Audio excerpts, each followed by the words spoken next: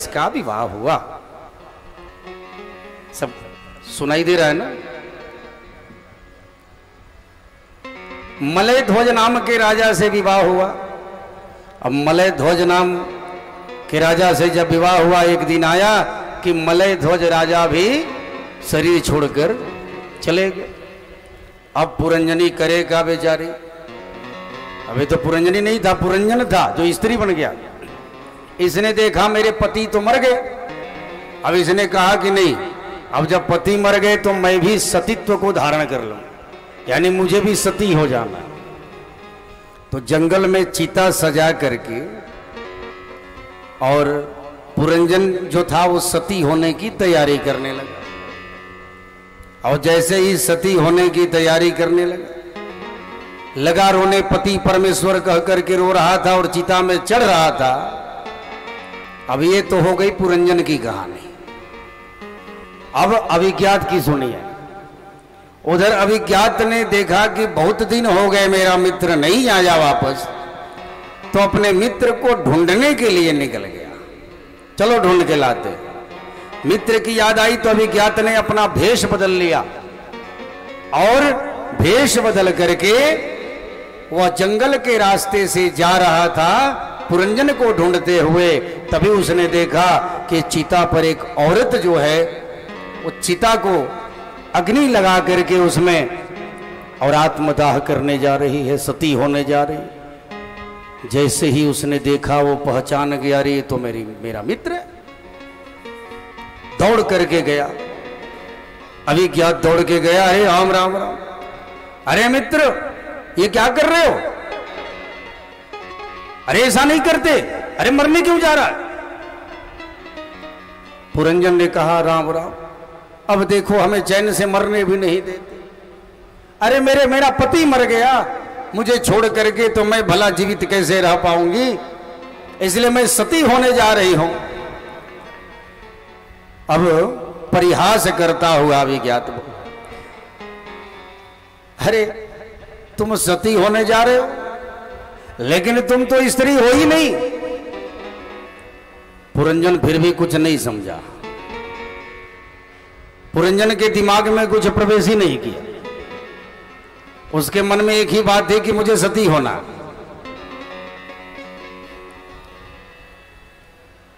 वह ब्राह्मण का वेश बना कर आया था। पुरंजन कहने लगा, पंडित तू कहां से आ गया? मुझे डिस्टर्ब बनाकर, मैं तो सती होने जा रहा हूं। तू कहां से चला आया? मेरा मित्र बनने वाला, मेरा तो एक ही पति परमेश्वर था, वो भी चला गया, मेरा कोई मित्र नहीं। अभिज्ञात ने कहा, अरे मित्र पहचानो मुझे, अंदर की आंखों से देखो, मैं वही तुम्हारा मित्र अभिज्ञात हूं। हम दोनों मान सरोवर के हंस बन के कितने मौज से रहते थे, और वहीं से तू घूमने निकला और आज ऐसा घुमक्कड़ हो गया कि मुझे पहचान भी नहीं रहा। अरे पहचान, लगा बुद्धि पर जोर। ऐसे बचपन की कई कहानी घटनाएं अभिज्ञात ने पुरंजन को सुनाई। पुरंजन को याद आ गया। पुरंजन ने बुद्धि पर जोर लगा करके ध्यान से देखा तो धीरे धीरे वह भी अभिज्ञात को पहचान गया। पहचानते ही दोनों मित्र गले मिले और लौट के पुनः अपने घर में आनंद के साथ रहने लगे। बोले भक्तवत्सल भगवान की। परीक्षित ने कहा, महाराज इस कथा को क्यों सुनाया, और इस कथा को सुनाने का अर्थ तो समझ ही में नहीं। इस कथा को सुनने का मतलब क्या है? हर कथा का मतलब होता है, क्यों सुनाया? और सुखदेव भगवान कहते हैं, सुनाया मैंने या जवाब तुम दो। बोले क्या? तो तुम्हें पता है वो पुरंजन कौन था? पता है अभिज्ञात कौन था? पता है वो जरा कौन थी? पता है वो पुरंजनी कौन थी? तो सुनो, अब थोड़ा दिमाग पर जोर डालो। तो नारद जी प्राचीन वर जी को बताने लगे कि प्राचीन वर जी सुनो, वो दो मित्र जो अभिज्ञात और पुरंजन है वो कौन है? तो ये दो मित्र हैं, जीवात्मा और परमात्मा। जीवात्मा और जीवात्मा कौन है महाराज? तो पुरंजन है। परमात्मा कौन है? अभिज्ञात है। और हम जीवों ने परमात्मा से कहा कि प्रभु हम जरा सारी दुनिया घूम करके आते हैं, आपकी आज्ञा हो तो चलें। परमात्मा ने कहा समय पर चले आना और भूलना मत अपने घर को, जहां भी जा। पुरंजन यानी जीवात्मा ने कहा प्रभु बिल्कुल चिंता न करो, हर समय अपने घर को याद रखूंगा, चिट्ठी पत्री लिखता रहूंगा, टेलीफोन करता रहूंगा। लेकिन महाराज जीवात्मा यानी पुरंजन जब धरती पर गया तो फिर काहे का परमात्मा, ये तो वैसे ही भूल गया परमात्मा को, और भूल करके ये अपने ही जीवन में मस्त हो गया और महाराज भगवान को ही पहचानने से इनकार कर दिया। अब देखो भगवान से अनुमति लेकर यह शहर घूमने चला, कौन है? जीवात्मा यानी पुरंजय। तो कितने शहर घूमा पहले? 84 लाख यानी 84 लाख योनियां। जीव कितने योनियों में भटकता है? 84 लाख योनियों में। तो सबसे पहले 84 लाख योनियों में यानी 84 लाख शहर में घूमा ये जीवात्मा। 84 लाख शहरों में घूमने के बाद में तब एक 9 दरवाजे की नगरी उसे बड़ी पसंद आई, और ये कौन थी? वो है ये मानव शरीर। 84 लाख योनियों में घुमा, अंत में जाकर मानव शरीर में प्रवेश कर गया। 9 दरवाजे की ये 9 दरवाजा है, इसमें मानवपुरी को हमने पसंद किया है, शहर सर्वोत्कृष्ट, बड़े भाग्य मानुष धन पावा, और इस शहर को पाकर के हम लोग बड़े प्रसन्न हो गए महाराज। तो इस शहर में आते ही हमें एक सुंदरी कन्या मिल गई जिससे हमने शादी रचा लिया। ध्यान से सुनना, इस शहर में आते ही हमें एक सुंदरी कन्या मिल गई, और वो सुंदरी कन्या कौन है? बुद्धि। हमें बुद्धि मिल गई, और इस शरीर के भीतर जो हमारी बुद्धि है इसी का पूरा चलावा चलता है।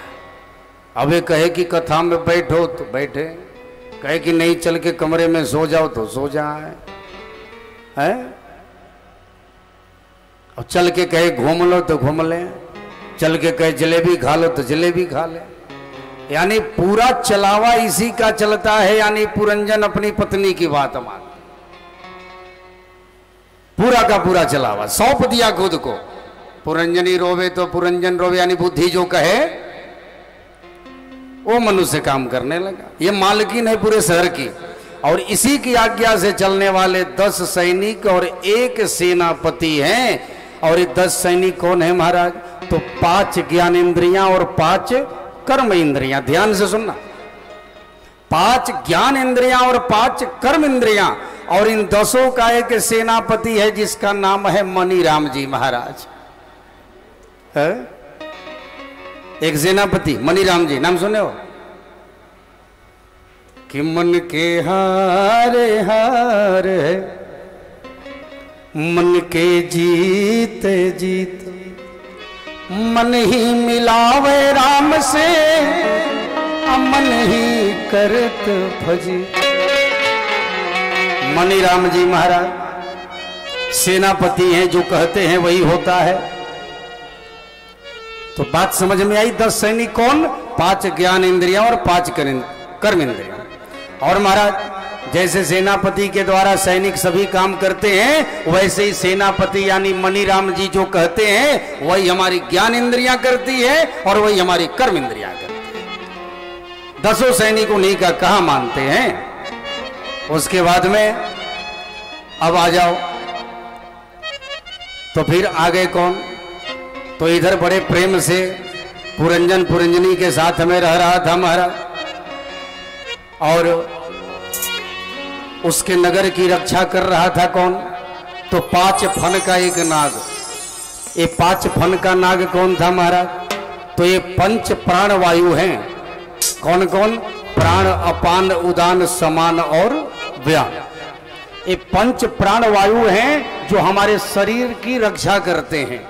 अगर इनमें से एक में भी व्यवधान आया तो शरीर रोग से ग्रसित होने लगे।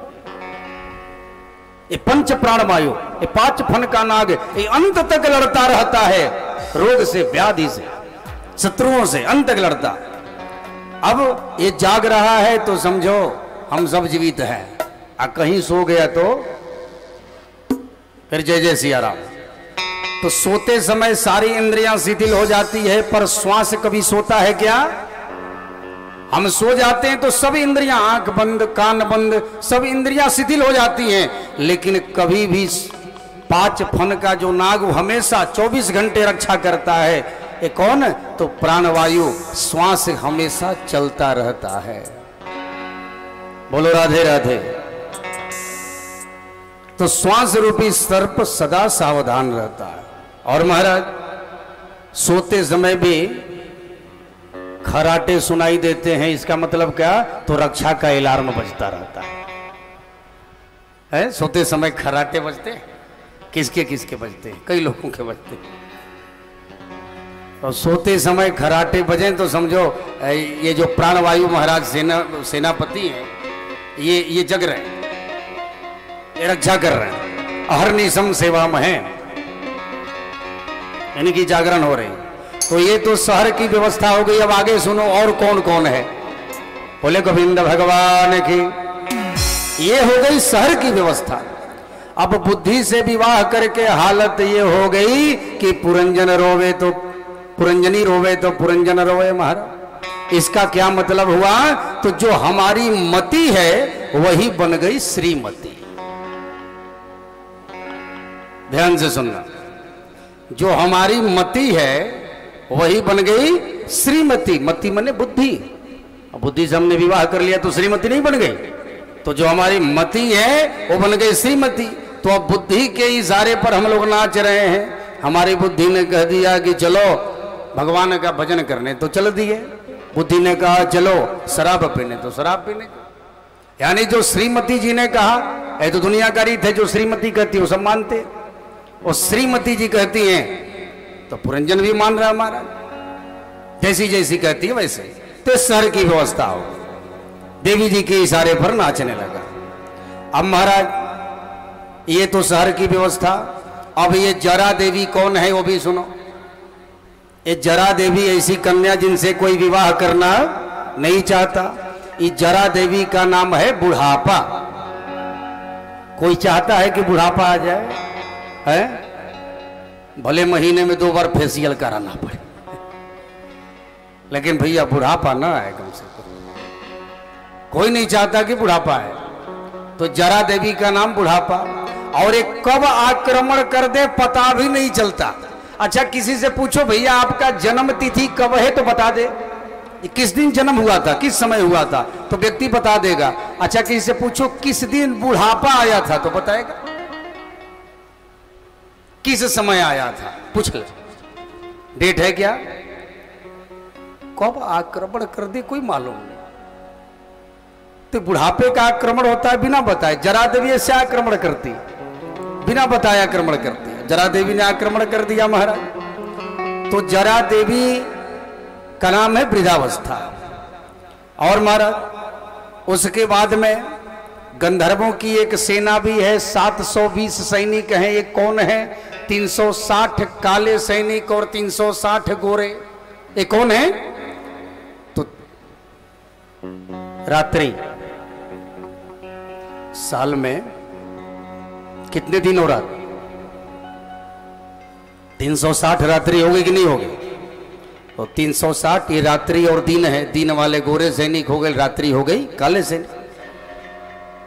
तो बोला क्या कि 360 काले सैनिक और 360 गोरे सैनिक।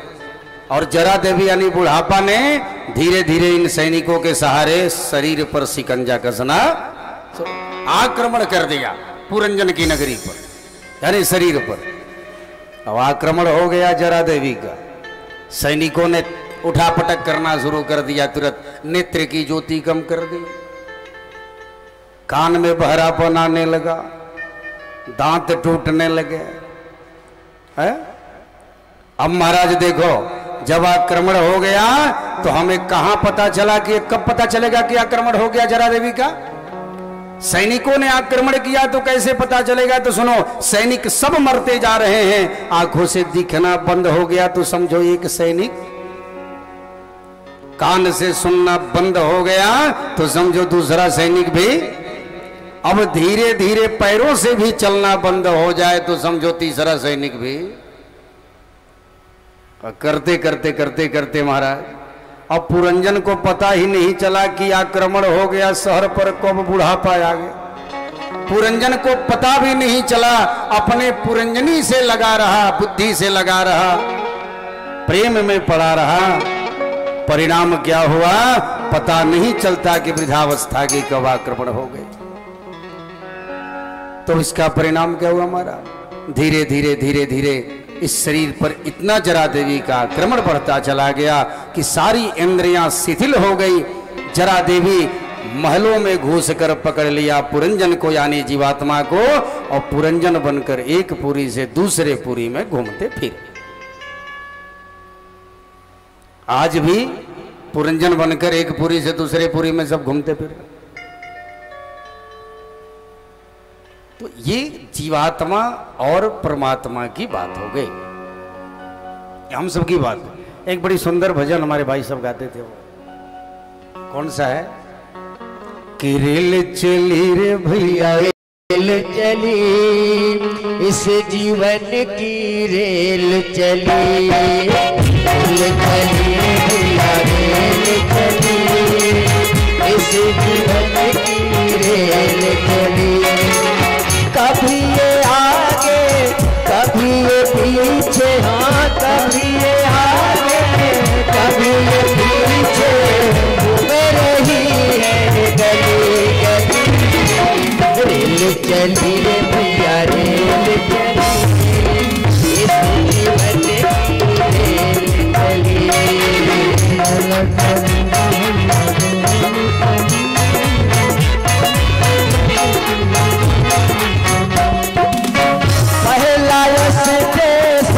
बचपन का लगता सबको प्यारा है, पहला स्टेशन बचपन का लगता सबको प्यारा है।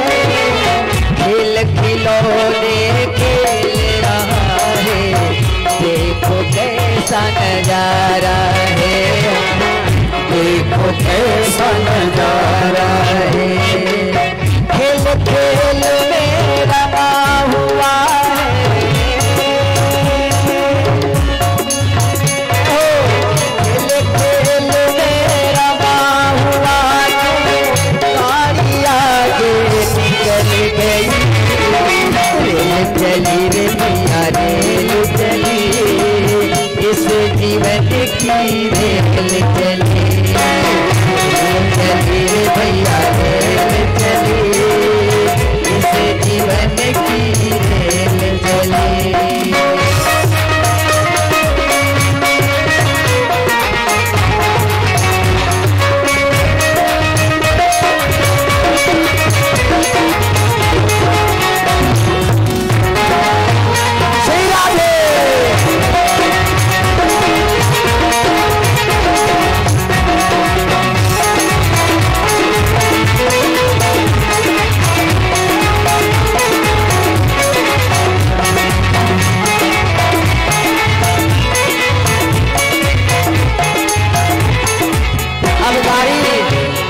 रूपी जो रेलगाड़ी है दूसरे स्टेशन पर पहुंच रही है। दूसरा स्टेशन जो आया कहते उसे जवानी है, दूसरा स्टेशन जो आया कहते उसे जवानी है। प्रिय के संगरास रचाया भूल गया वो कहानी है, भूल गया वो कहानी है। पत्नी के संग रमा हुआ है, पत्नी के संग रमा हुआ तो गाड़ी आगे निकल गई। रेल चली रे भैया रेल चली, इस जीवन की रेल चली।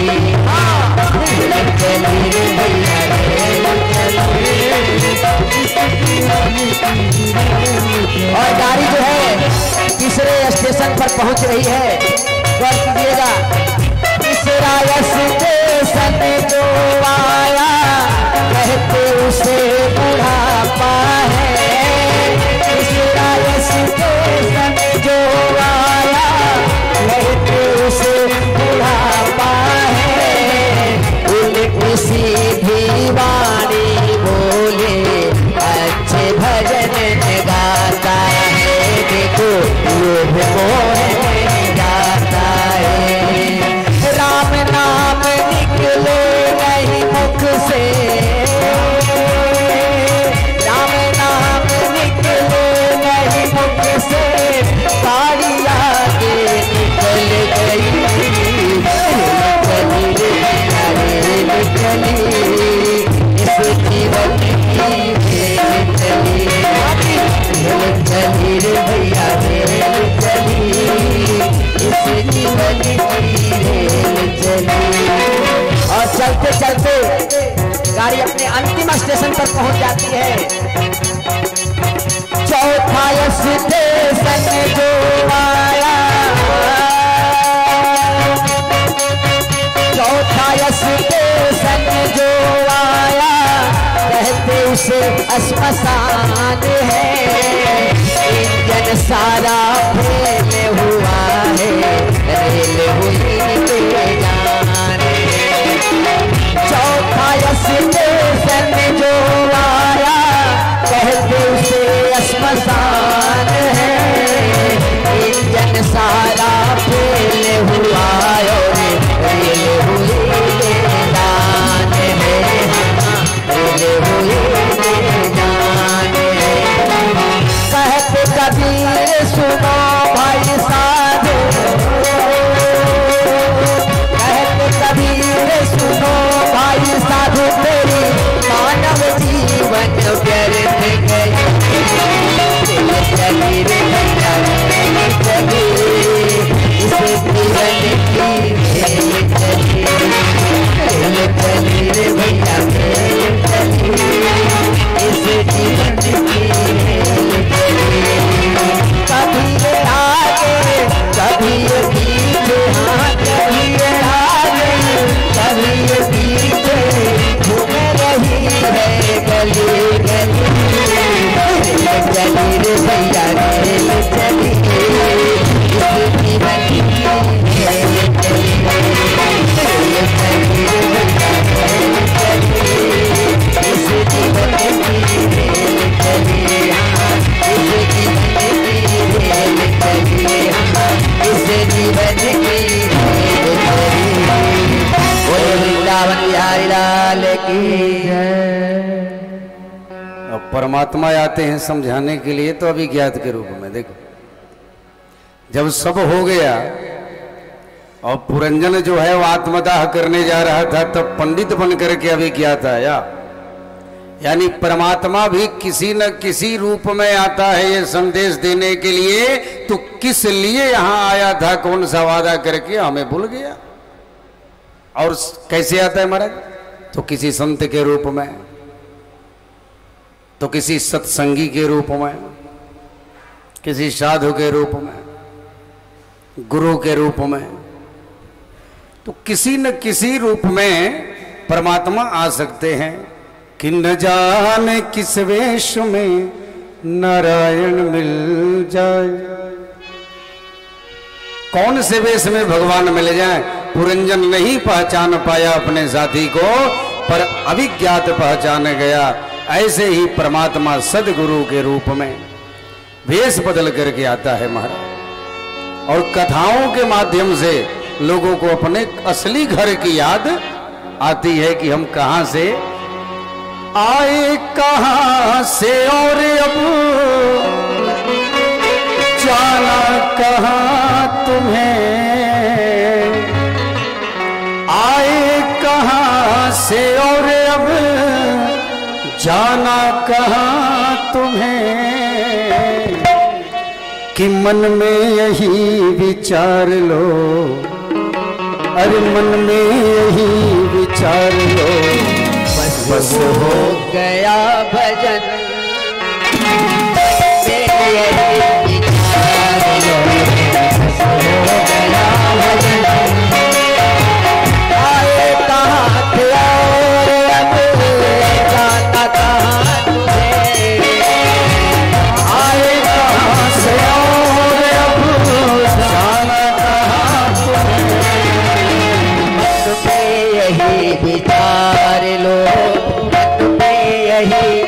विचार लो बस हो गया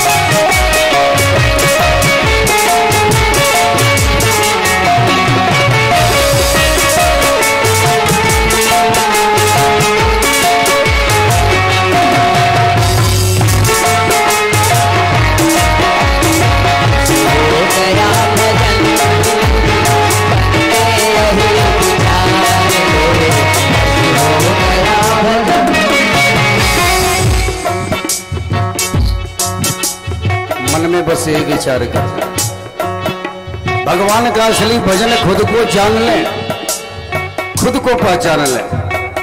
सुखदेव जी कहते राजन इन्हीं प्राचीन वर्जी के 10 पुत्र प्रचेतागण हुए, और जिन प्रचेतागणों ने नारद जी के एक दिन कठोर तपस्या करने के बाद पूछा बाबा ये बतलाओ कि भगवान को सबसे जल्दी प्रसन्न करने का उपाय क्या है, कौन से उपाय से भगवान जल्दी प्रसन्न हो जाए। तो नारद जी कहते हैं कि स्वागतम ते सुरश्रेष्ठ दिष्टयानुदर्शनम गतः तव चक्रमणं ब्रह्मन् भयाय यथा रविः तन्नः प्रद्योतयात्मज्ञानम्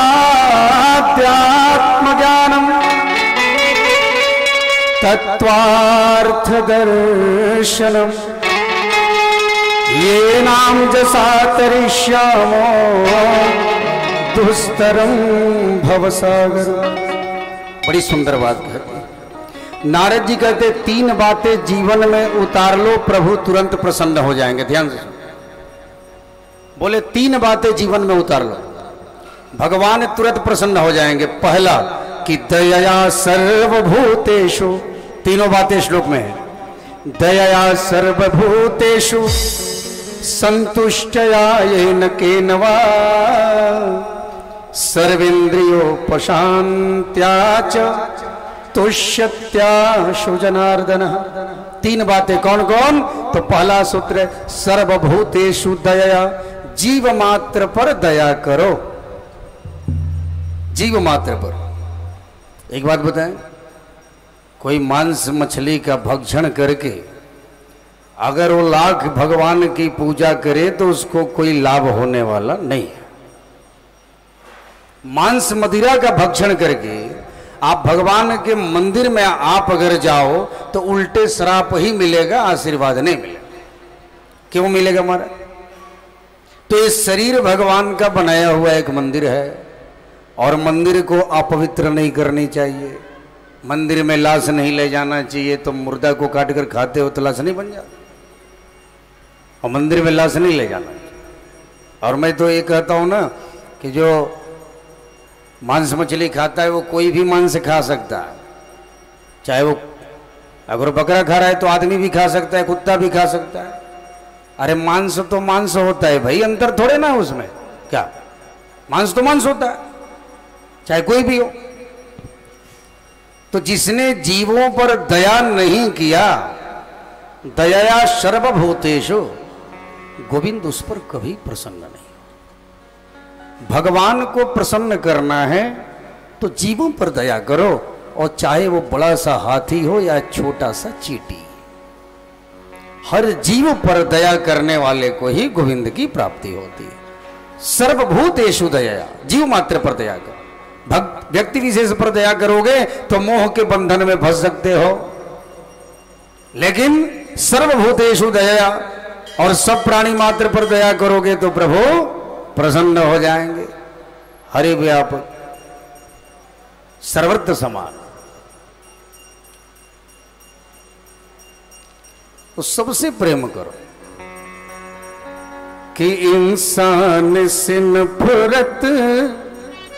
एक संत बड़ा सुंदर बात कर कि आदमी आदमी को सुहाता नहीं, आदमी से अरे डर रहा आदमी, हाल इतना बुरा है कि विश्वास भी आदमी पर नहीं कर रहा आदमी।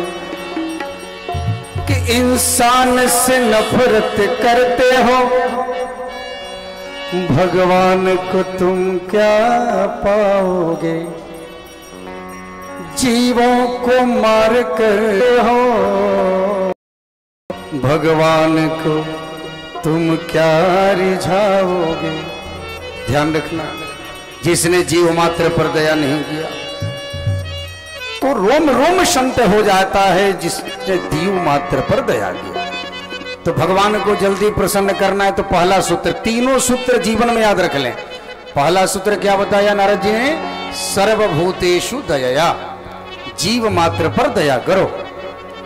दूसरा सूत्र क्या बताया महाराज? कि प्रभु ने जो भी दिया है, जितना भी दिया है, उसमें संतुष्ट रहें और प्रभु की कृपा का अनुभव करके संतोष करें। महाराज आदत क्या है कि जो मिला है वो नहीं दिखता और जो नहीं मिला है बस उसी को ताकते रहते हैं।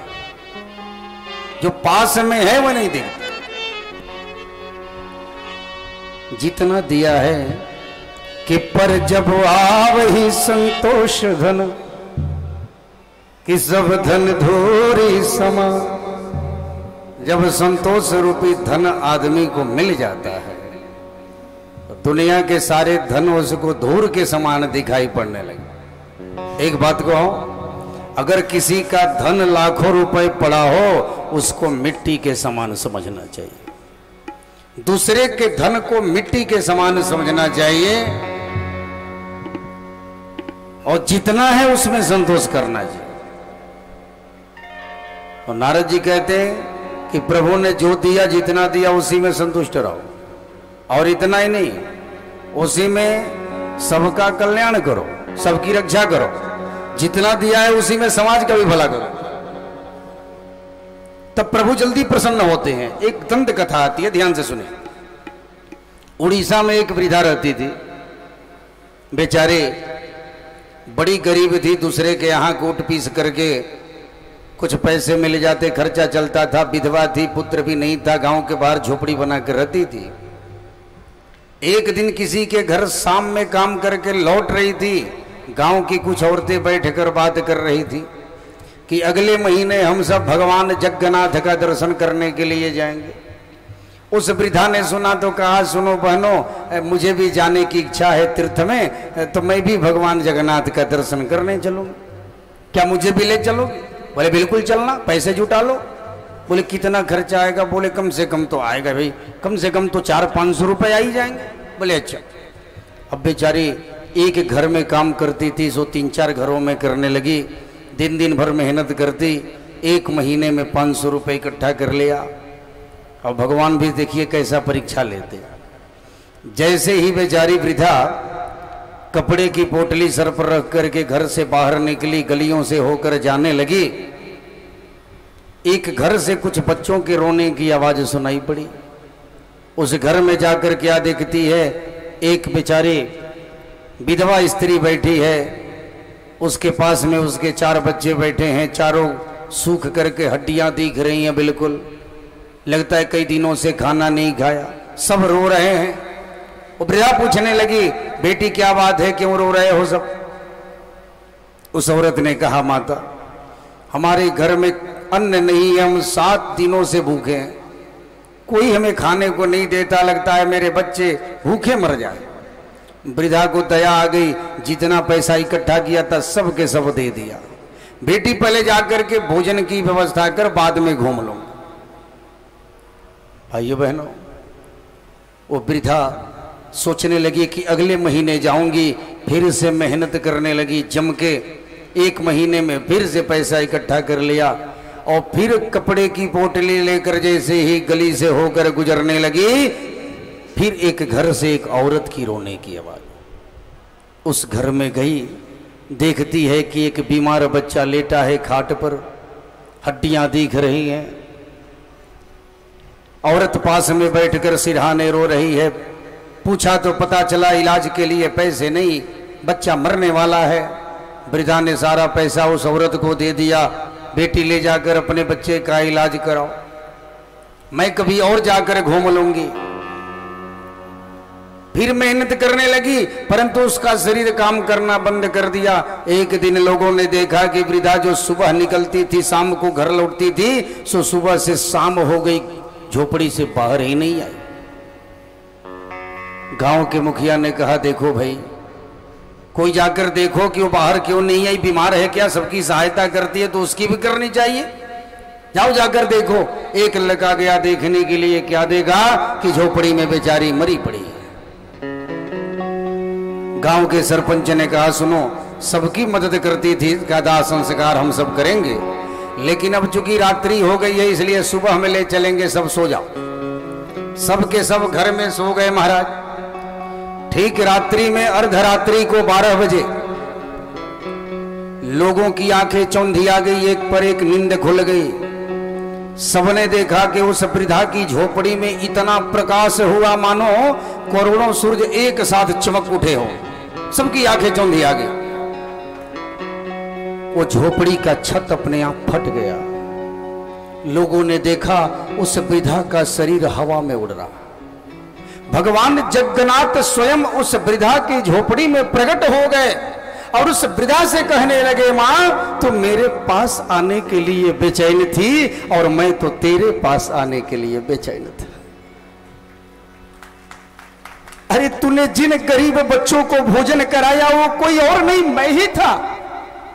तूने जिस गरीब बीमार बच्चे की सहायता की, इलाज करवाया, वो कोई और नहीं, मैं ही था। हे मां, ये पूरा विश्व ही मेरा परिवार है। जितने भी प्राणी हैं उन सब में मैं ही निवास करता हूं, इसलिए आज मैं स्वयं तुझे लेने आया हूं। और लोगों ने देखा कि भगवान जगन्नाथ उस वृद्धा के शरीर को अपनी गोद में उठाकर शरीर के साथ वैकुंठ लेकर के चले गए। प्रेम से बोले जगन्नाथ भगवान की। सर्वभूतेश जितना है उसमें संतोष, सब पर दया, करुणा। नारद जी कहते हैं, देखो तीसरा सूत्र है, सर्व इंद्रियों पशांत्या च।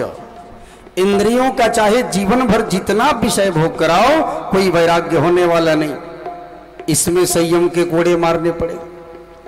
आहार पर संयम करो, साधना करो। तो ये 3 सूत्र नारद जी ने बताया कि भगवान जल्दी प्रसन्न होते हैं। प्रेम से बोले वृंदावन बिहारी लाल की जय। नारायण नारायण श्रीमन नारायण नारायण नारायण नारायण नारायण श्रीमन नारायण नारायण नारायण। आइए हम सभी भगवान को पुकारते हैं। प्रज्ञा नारायण नारायण नारायण प्रज्ञा नारायण नारायण नारायण ओम नारायण नारायण नारायण ओम नारायण नारायण नारायण श्रीमन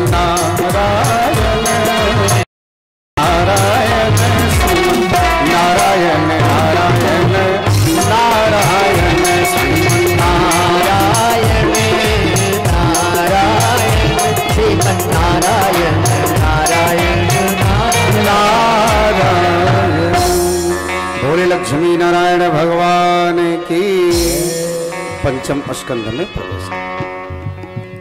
पंचम स्कंध में मनु महाराज के द्वितीय पुत्र प्रियव्रत का चरित्र है। बड़े प्रतापी राजा थे प्रियव्रत।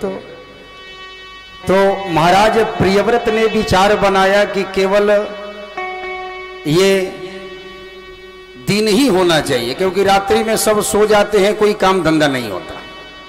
तो ऐसा करते हैं केवल दिन बना देते हैं, केवल काम होगा। सब सो जाते हैं, पूरे 12 घंटे बर्बाद कर देते हैं।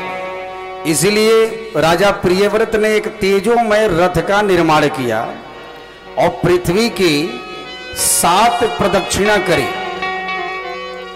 तब ब्रह्मा जी बेचारे दौड़े दौड़े आए, बोले अरे बेटा ऐसा क्यों कर रहे हो, रात्रि भी तो मैंने ही दी है लोगों को विश्राम करने के लिए कि दिन भर काम करे तो थक जाएंगे, रात्रि में विश्राम करें, इसलिए सृष्टि में बाधक न बनो। मैंने जो भी किया है वो सबके कल्याण के लिए किया। तो प्रकृति की कोई वस्तु जो है वो व्यर्थ नहीं होती, इसलिए इसका उपभोग करना चाहिए, उपयोग करना चाहिए, दुरुपयोग नहीं करना चाहिए। समझाने पर प्रियव्रत मान गए और गृह त्याग दिया।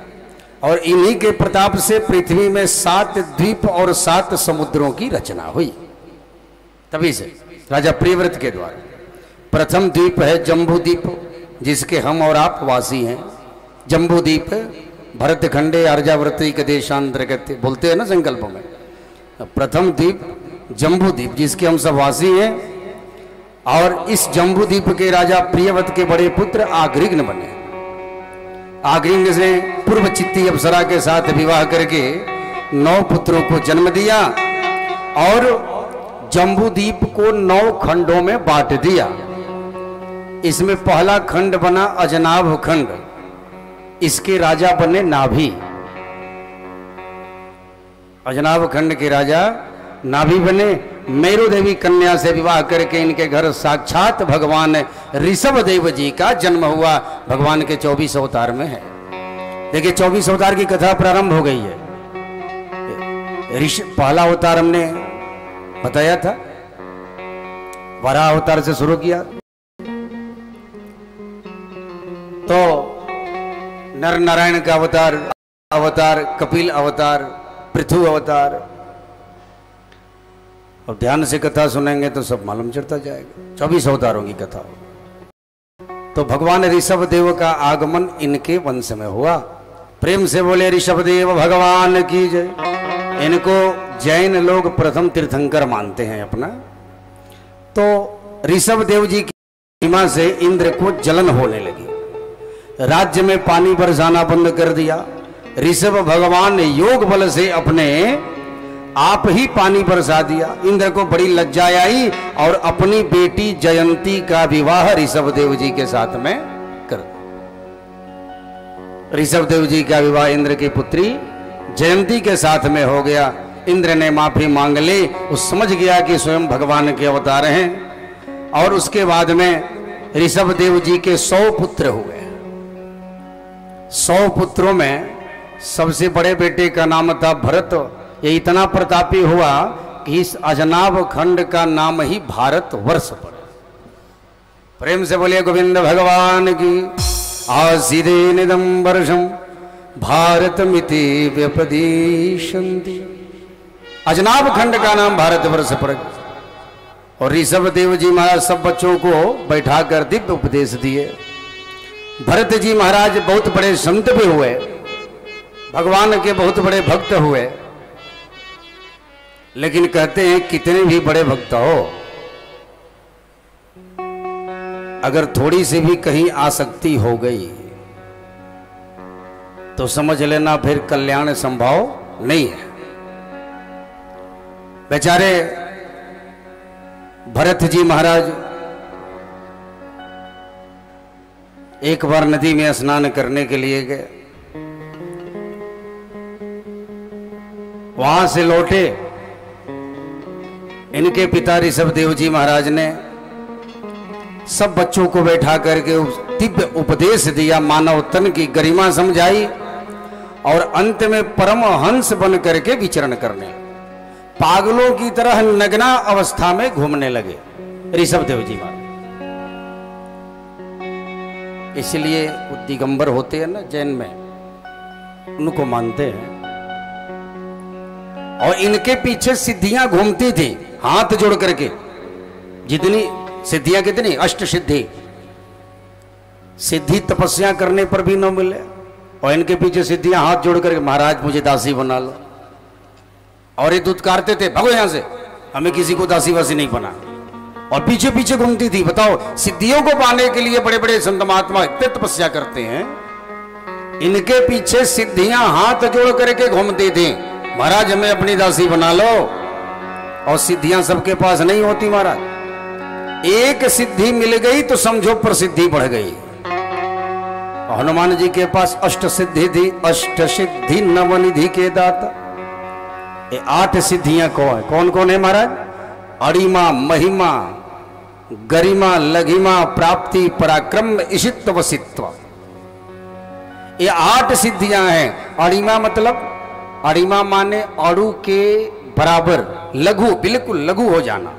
मतलब हनुमान जी के पास अष्ट सिद्धियां थी, इतने विशाल थे, और लंका में गए तो कैसे हो गए? बिल्कुल छोटे से, अड़ू के समान। ये सिद्धि थी, छोटे हो जाएं, बड़े हो जाएं, ये सिद्धि थी। और महाराज गरिमा माने भयंकर यानी भारी हो जाना। कैसे हो गए? तमसक समान रूप कपिधरी, मच्छर जैसे, अकनक भूधराकार शरीरा, कभी पहाड़ जैसा शरीर कर लिया। तो ये अष्ट सिद्धियां। और लघिमा माने फूल से भी हल्के हो जाना। तो ये सब सिद्धियां जो थी हनुमान जी में थी। तो एक सिद्धि पाने के लिए बड़े से बड़े लोग कितनी तपस्या करते हैं, वो फिर भी नहीं मिलती। और इनके पीछे पीछे अष्ट सिद्धियां जो है वो हाथ जोड़ करके वो घूम रही है। ये महाराज हमें अपनी दासी बना लो, लेकिन कोई फर्क नहीं। तो कहते हैं कि जो सच्चा संत होता है वो सिद्धियों के चक्कर में नहीं पड़ता, और जो सिद्धियां दिखाने के फेरे में रहता है, देखो हमारे पास इतनी सिद्धियां, जो चमत्कार दिखाता है समझो कि वो ठगने वाला है। क्योंकि जो सच्चे संत होते हैं वो कभी चमत्कार नहीं दिखाते, चमत्कार के फेर में नहीं रहते, सिद्धियों के फेर में नहीं रहते सच्चे संत।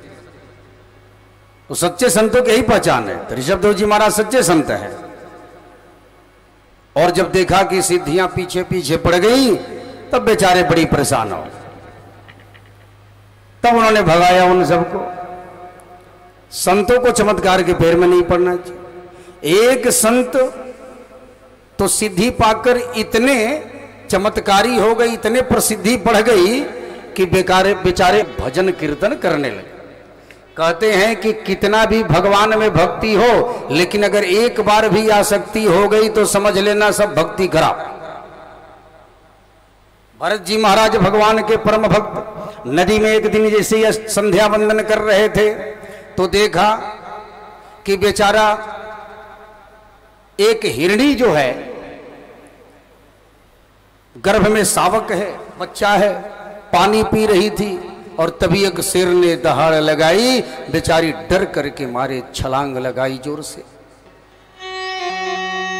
नदी पार तो कर गई, लेकिन पार करते ही मर गई, और बच्चा बड़ा हुआ और दौड़ करके जंगलों में भाग गया। भरत जी महाराज बहुत दिनों तक ढूंढते रहे, तड़पते रहे उस हिरण के लिए, उस बच्चे के लिए, और जब वो नहीं मिला तो रोते रोते उन्होंने अपना प्राण त्याग। कहते हैं अंत यामति सागत, अंत समय में जिसका स्मरण करके मरो तो वही बन जाओगे। बार बार मैं कह रहा हूं, अंत समय में स्मरण सही होना चाहिए। तो भरत जी अंत समय में हिरण के बच्चे का स्मरण कर करके मरे, तो अंत मरने के बाद दूसरे जन्म में हिरण के रूप में जन्म ले लिया। और महाराज मृग शरीर मिला, मृग का ध्यान करके शरीर छोड़ा। तो फिर मृग शरीर मिलने पर भी भरत जी भगवान को नहीं भूले, पिछला जन्म याद रहा, क्योंकि वो धर्मात्मा थे। अपने तपोबल से उस मृग शरीर को छोड़ दिया और अगले जन्म में एक ब्राह्मण के यहां जन्म लिया। और ब्राह्मण के यहां जन्म हुआ तो कई भाई थे, लेकिन बेचारे निरा मूर्ख बन गए, न कुछ पढ़ाई न लिखाई, केवल भगवान का भजन करते। अब ब्राह्मण देवता जो उनके पिताजी थे, उनको चिंता हो गई कि सब तो यजमनिका कराते हैं, जाकर कथा बाज करके पैसे ले आते हैं दक्षिणा, और ये तो कुछ जानता भी नहीं, इसको पता भी नहीं, तो कुछ करेगा नहीं तो खाएगा कैसे। अब बार बार कहते अरे मूर्ख कुछ तो सीख ले, पूजा पाठ करना। बेचारे भरत जी महाराज कहते, भरत ही नाम पड़ गया। भरत जी कहते पिताजी मोह को इससे क्या लेना देना, रहने दो महाराज, मैं तो भगवान का भजन कर। अब पिताजी को एक दिन बड़ा गुस्सा आया, बोले तू सीखेगा कि नहीं सीखेगा बता। अरे कम से कम गायत्री मंत्र तो सीख ले, ब्राह्मण को आना चाहिए, हो सकता है जपने से तेरी बुद्धि खुल जाए। अच्छा बोले ठीक है सुना, गायत्री मंत्र आप सुना मैं याद कर लूं। तो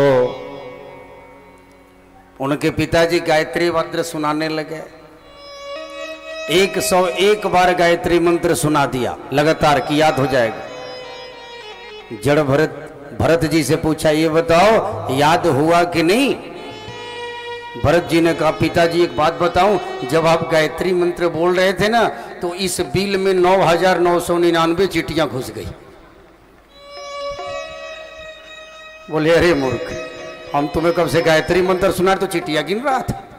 तेरा कुछ नहीं हो सकता, तेरा कोई कल्याण नहीं हो सकता। और उसी दिन से उनका नाम रख दिया जड़ भरत है। तू कुछ नहीं जान सकता, तू जड़ है। जड़ मतलब वहीं का वहीं बैठा। बेचारे पिताजी मर गए। अब भाइयों ने सोचा कि भाई इसका विवाह कर दे। तो जड़ भरत जी ने सोचा कि विवाह कर देंगे तो फिर भगवान का भजन कैसे करूंगा। तो सोचे कि अब एक ही उपाय है, पागल से कोई विवाह नहीं करता और ना पागल को कोई घर में रखता है। तो ऐसा नाटक करो पागल बनने का कि सब हमको घर से निकाल दें, आराम से भगवान का भजन करो। अब भरत जी लगे पागलों जैसा करने। अब भाइयों की जो पत्नियां थे उन्होंने कहा देखो किसका सर फोड़ दे कब कोई मालूम नहीं, इसका खाट बाहर निकालो जल्दी। अब उनका खाट उठा करके ले जाके रख दिया खेत में। यही तो सो बोले अब बढ़िया आप भगवान का भजन करो। वहीं बेचारे भगवान का भजन करने लगे। और जड़ भरत जी महाराज इतने परम सरल हृदय संत। एक दिन एक डाकुओं के सरदार ने अपने बीमार बच्चे के लिए देवी मां को बलि चढ़ाने की सोची एक पुरुष को। और जैसे ही सोचा मन में तो कहा कि एक काम करो लेकर के आओ, कोई भी दिखे लेकर के आओ। अब डाकू गए, सोचा किसी के बच्चे को किसी को उठा के ले जाएं तो उसके घर वाले तो फिर झगड़ा करेंगे। हाँ ये जड़ भरत जो है खेत में सोया हुआ है, इसका कोई इधर उधर भी नहीं है, इसको कोई पूछने वाला भी नहीं है, मार भी दो तो कोई रोने वाला नहीं आगे पीछे, इसी को ले चलो। और खाट सहित टांग के ला के रख दी। अब बेचारे बोले कि यहाँ क्यों लाए हो। तो बोले तुम्हारी बलि देनी है। बोले अच्छा कोई बात नहीं, चलो कोई तो काम आया मैं, अच्छा ठीक है बलि दे लो। बेचारे सीधे साधे सरल स्वभाव के आराम से पालथी मार के बैठे।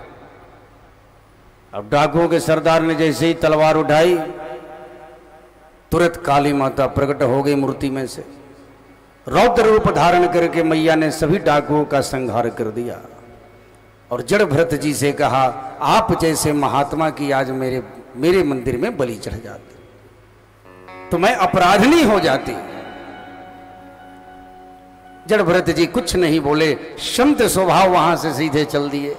ऐसे होते हैं संत, मारो तो भी ठीक न मारो तो भी ठीक, चलो चले। बेचारे वहां से चल दिए। अब वहां से रास्ते में जा रहे थे तो राजा रहुगढ़ की पालकी आ रही थी उधर से। और 4 कहार जो थे वो पालकी लेकर के आ रहे थे। और ये बेचारे अपना गा रहे थे मन में। जड़ भरत जी महाराज मन में सोच रहे हैं अब मैं गांव की तरफ जाने वाला नहीं हूं, कहीं मन धोखा न दे जाए महाराज, क्योंकि मन पर कोई भरोसा नहीं, कहीं परिवार वाले फिर हमको जीवित देख कर न रख लें। कि मन की गति है अटपटी झटपट लखे न कोय, जब मन की खटपट मिटे तो चटपट दर्शन होए। मन के हारे हार है मन के जीते जीत, मन ही मिलावे राम से मन ही करत।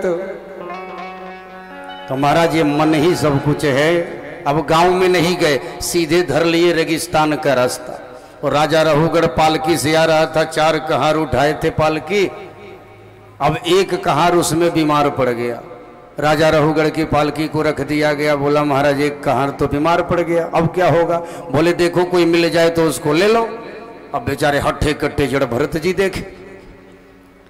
अब बाकी 3 कहारों ने कहे सुनो आओ राजा की पालकी उठाने। बेचारे संत स्वभाव बोले अच्छा रखा तो इस पर, कुछ नहीं बोला। जड़ भरत जी ने एक तरफ उठा लिया पालकी, ये संत होता, उठा लिया। लेकिन बेचारे नीचे भी देख कर चलते हैं कि कोई चिट्टियां न दब जाए। अब पालकी लिए हैं और जैसे कोई चींटी दिखाई पड़ती तो उछल पड़ते हैं।